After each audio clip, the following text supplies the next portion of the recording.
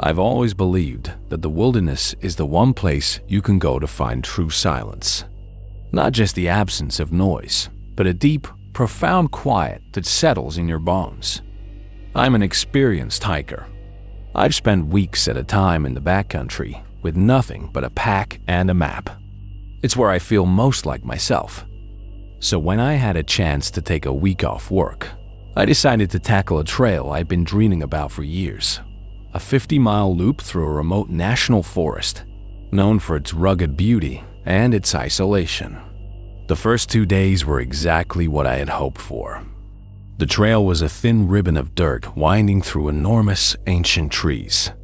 The air was crisp and clean, and the only sounds were the rustle of the wind in the pines and the distant call of a hawk.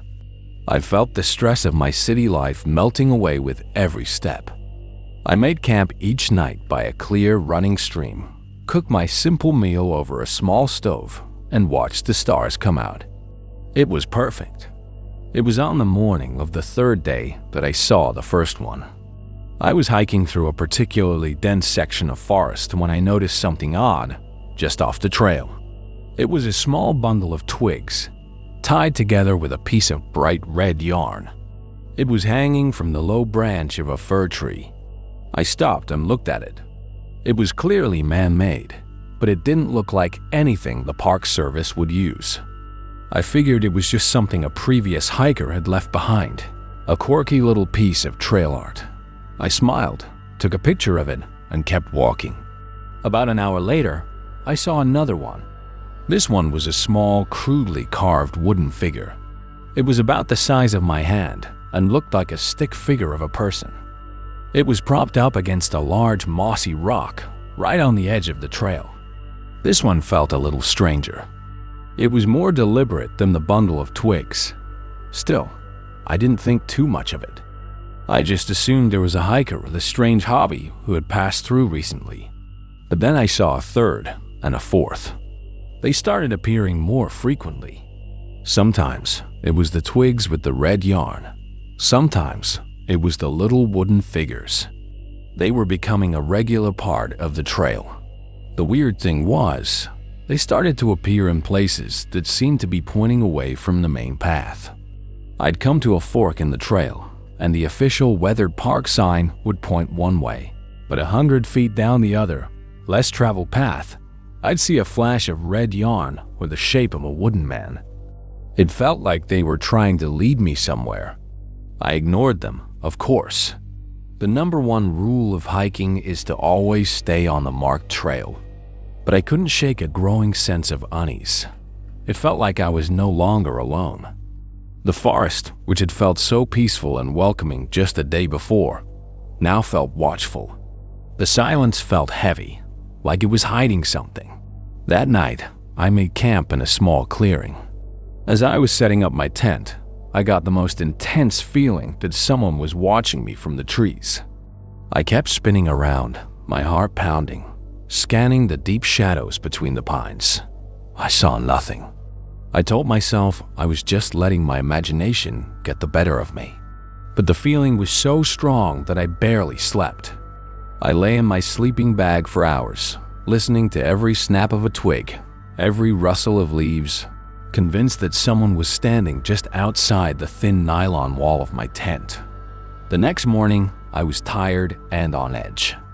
I packed up my camp as quickly as I could, eager to put some miles behind me. As I was about to rejoin the trail, I saw it.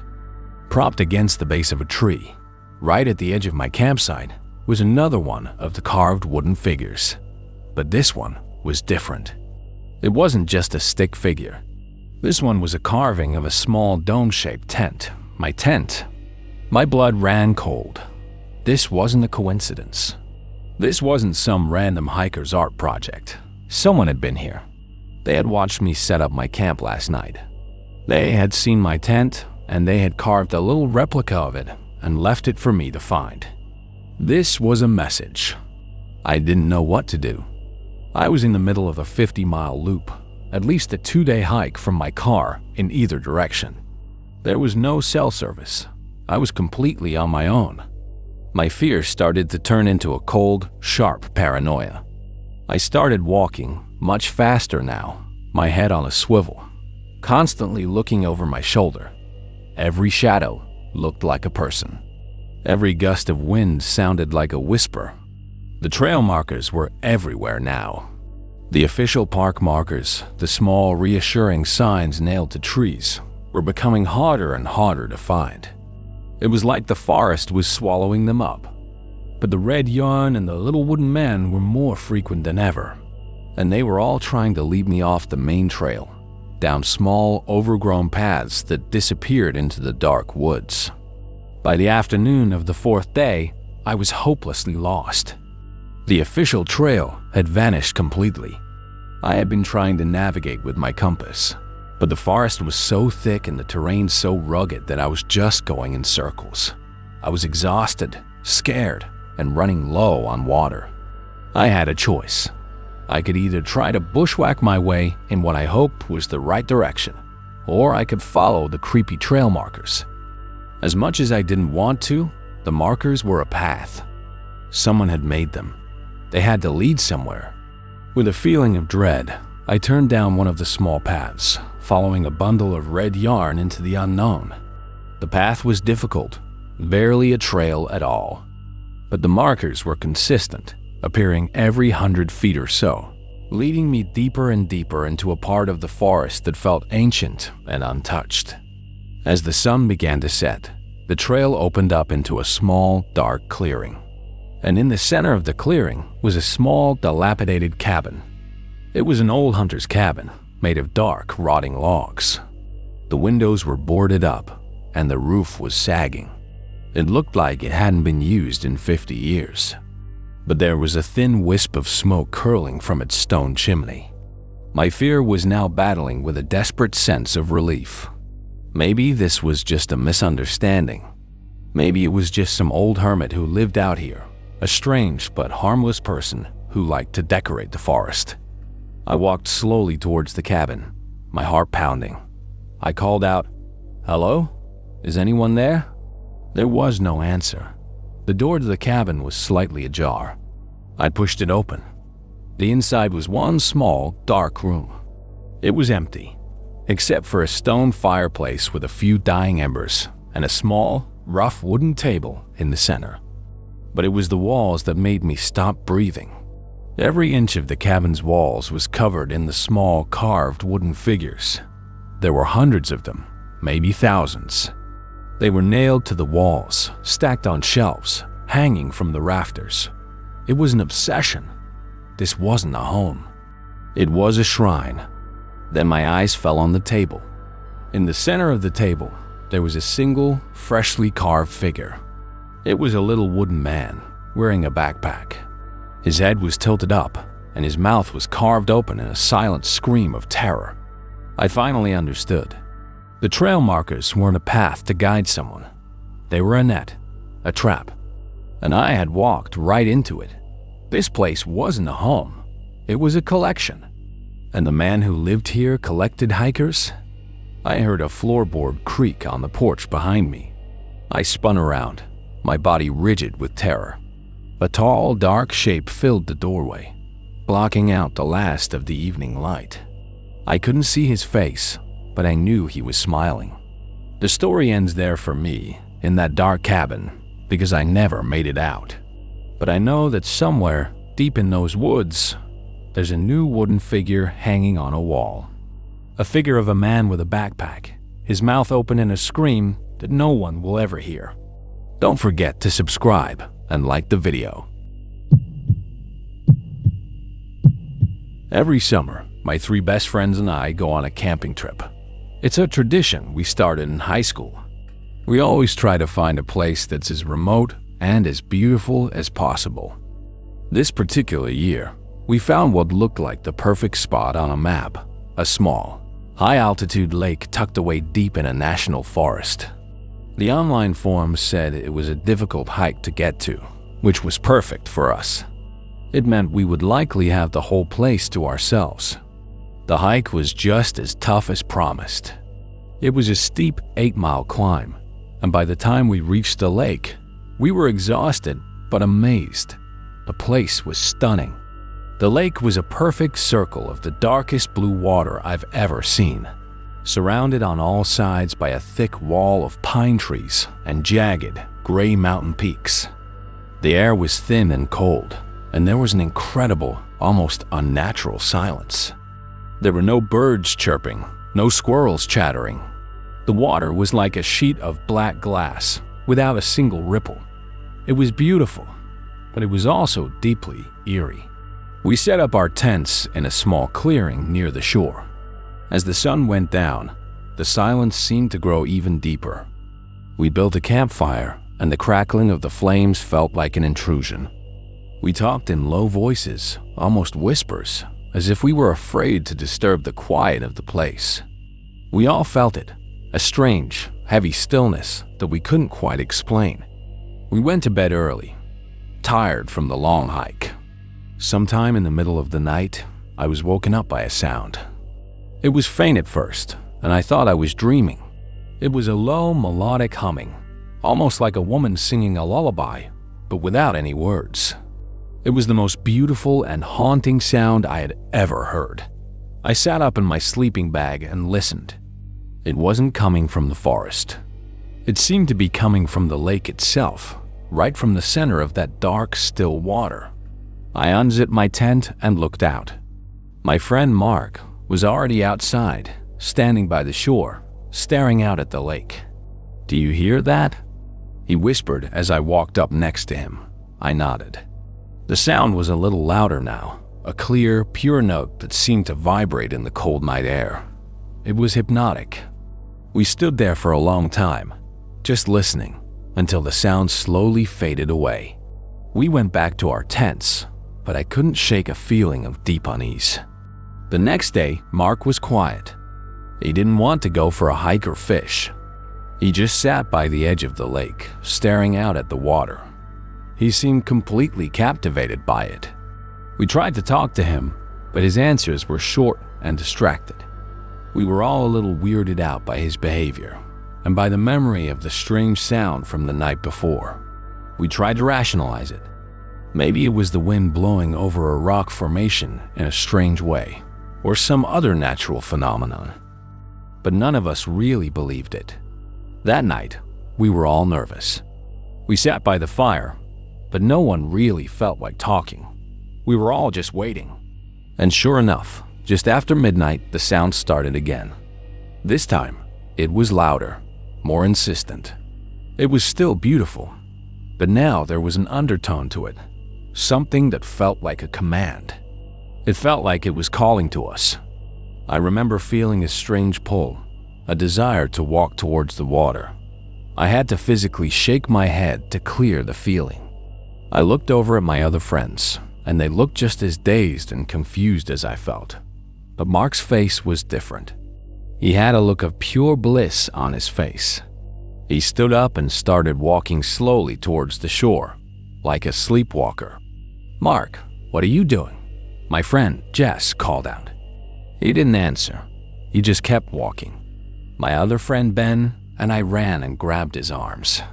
He struggled against us, his eyes still fixed on the center of the lake.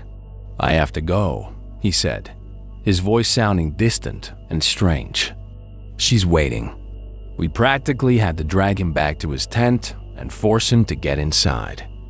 The humming sound continued for another hour, a constant, beautiful, and terrifying invitation from the dark water.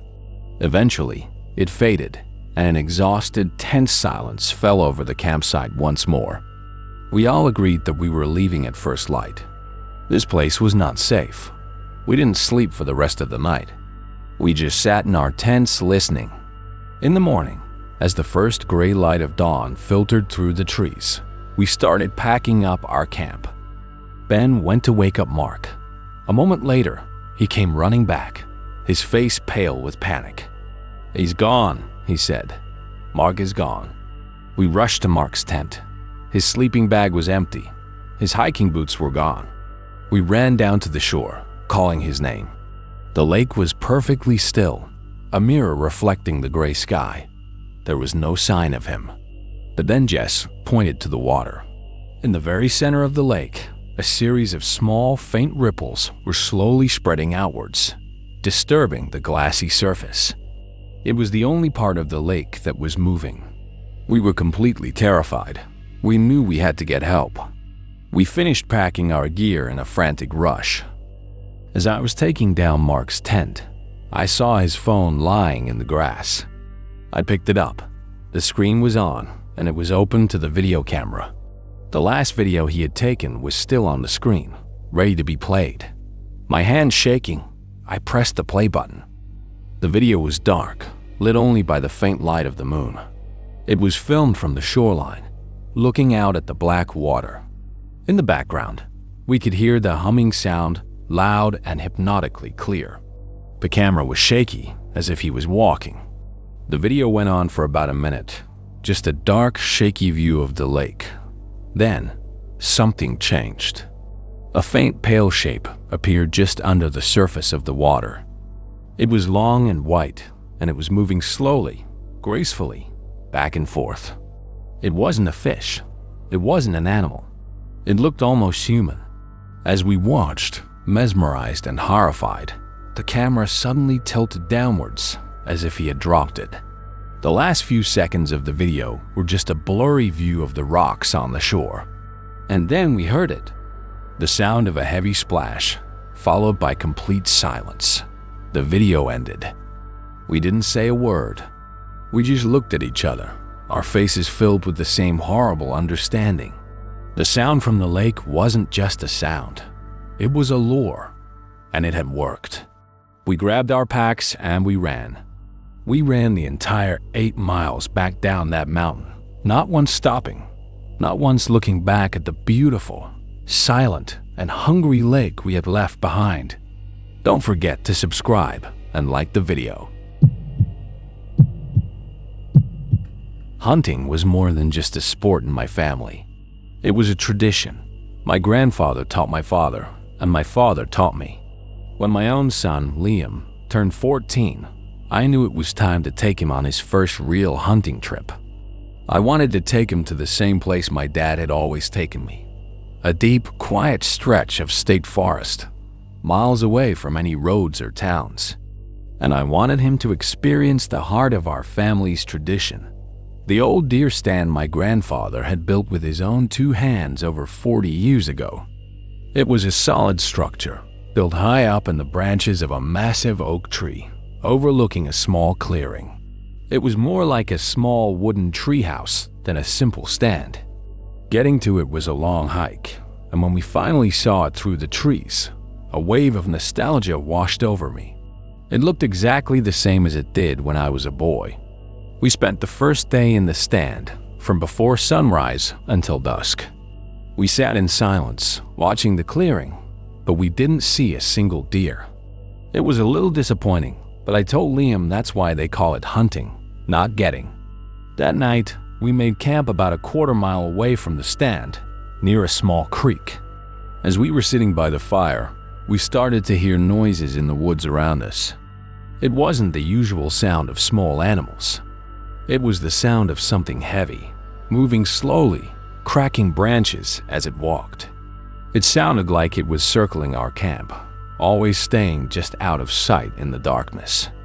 I told Liam it was probably just a bear, and I made a lot of noise to scare it off.